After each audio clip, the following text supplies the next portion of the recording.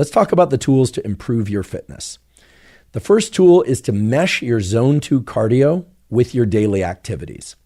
So for those of you that don't know, zone 2 cardio is the type of movement that we typically call cardio exercise that elevates your heart rate somewhat, increases your breathing somewhat, but that still allows you to carry out a conversation without having to pause or to gasp in order to complete your sentences.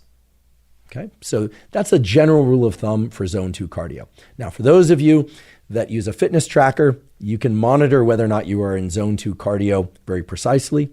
But if you're like me and you don't use a fitness tracker, it's very easy to know if you're in zone 2 cardio because, again, it's that level of output that puts you right below or somewhat below the threshold where if you were to exert yourself with any more intensity, that you wouldn't be able to complete your sentences.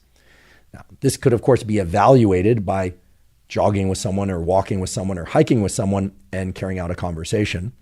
If somebody isn't available, you could, of course, do this by trying to speak out loud and have a conversation with yourself. Or if you want another way to monitor whether or not you're in zone 2 cardio without having to use a fitness tracker, you could simply ask yourself whether or not you are maintaining a level of output that increases your heart rate and your breathing, but that allows you to maintain purely nasal breathing the entire time.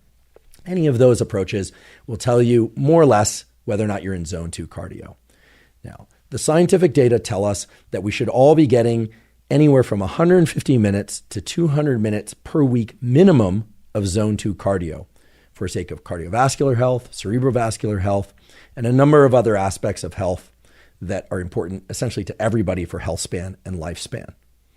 Now, many people, including myself, schedule zone 2 cardio into their weekly fitness regimen. So for me, I have one day a week. For me, it falls on a Sunday where I go out for a jog that lasts anywhere from 60 minutes to 90 minutes. It's a slow jog. I can maintain nasal breathing the entire time or have a conversation with somebody else or myself the entire time if I like. Or sometimes it consists of a hike by myself or with other people. And sometimes those hikes extend anywhere from an hour to 4 hours, depending on the circumstances, etc.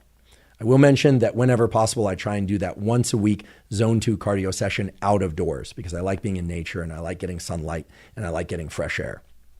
Now, during the discussion with Dr. Andy Galpin, I explained how I get my zone 2 cardio, and I acknowledged that once a week session doesn't always allow me to reach that 150 minute to 200 minute minimum threshold of zone 2 cardio per week. Sometimes it does, sometimes it doesn't. And his response to that was very reassuring. What he said was, look, if you want to schedule zone 2 cardio and head out for a long Sunday jog or hike, terrific. If you want to schedule zone 2 cardio as 2 or more sessions on the treadmill or on the bike, great. But that he doesn't actually think of zone 2 cardio as exercise at all. And to that I gasped. And then I was a little bit deflated. I thought, oh, great. Like I'm doing all this zone 2 cardio and you don't even consider that exercise. And then what he said was very reassuring. And I think it's going to be very reassuring to all of you. He said, first of all, zone 2 cardio is absolutely critical to our health for a number of reasons that I already mentioned. But in addition to that, zone 2 cardio does not impede and in fact can enhance our other aspects of fitness. So for example, our strength training, our hypertrophy training, or any type of speed work or other types of cardiovascular training one might do.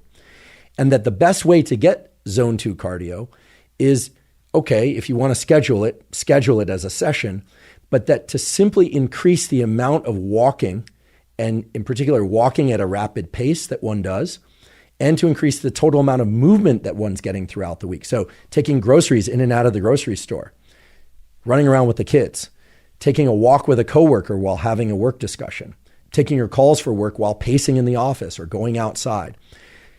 What he impressed on me is that zone 2 cardio can be meshed throughout the daily activities that I and everybody else generally have to do. And this was of great relief to me because I, as many of you are, am extremely busy. I don't have time to schedule in more cardio per week, or at least I don't see the way I could do that without reducing the amount of sleep that I'm getting or without reducing the amount of social connection that I'm getting with family and friends, both of which are extremely important to our mental health and physical health. So the basic tool here is, yes, get 200 minutes per week minimum of zone 2 cardio. And notice I said 200 minutes, not 150 minutes to 200 minutes. I'm going to set the higher threshold of 200 minutes per week minimum of zone 2 cardio, but that you don't need to schedule that as time on the treadmill. If you want to, great. But what was communicated to me from Dr. Andy Galpin is that zone 2 cardio is immensely beneficial. It's not going to impede, and in fact, it's going to improve other aspects of fitness, and that it does not have to impede, and it in fact can improve other aspects of our daily life, like our ability to engage socially, our ability to have a great output at work in whatever type of work you do. So the message is very simple. Get 200 minutes or more of zone 2 cardio per week.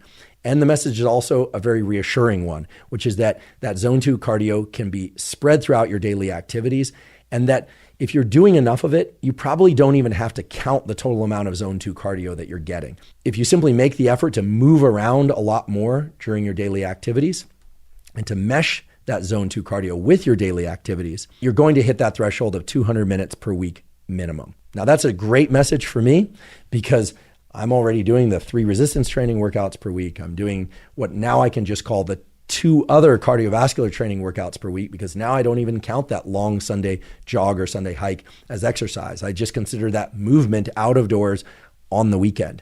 And in doing so, it's also allowed me to really enjoy that a lot more. There's something about considering something a fitness training program that shifts it from just recreation and enjoying life to training. And I, of course, love training. I love training in the gym, and I love training out of doors. I love running. I love lifting weights. I love all sorts of physical training. I know many people do. I know many people don't. But if one looks at zone 2 cardio as just part of their daily life, you're far more likely to get that zone 2 cardio in and all the benefits that come with it. And you're also opening up time for work, for social engagements, and to do and pay attention to other aspects of fitness, which is what we're going to talk about next.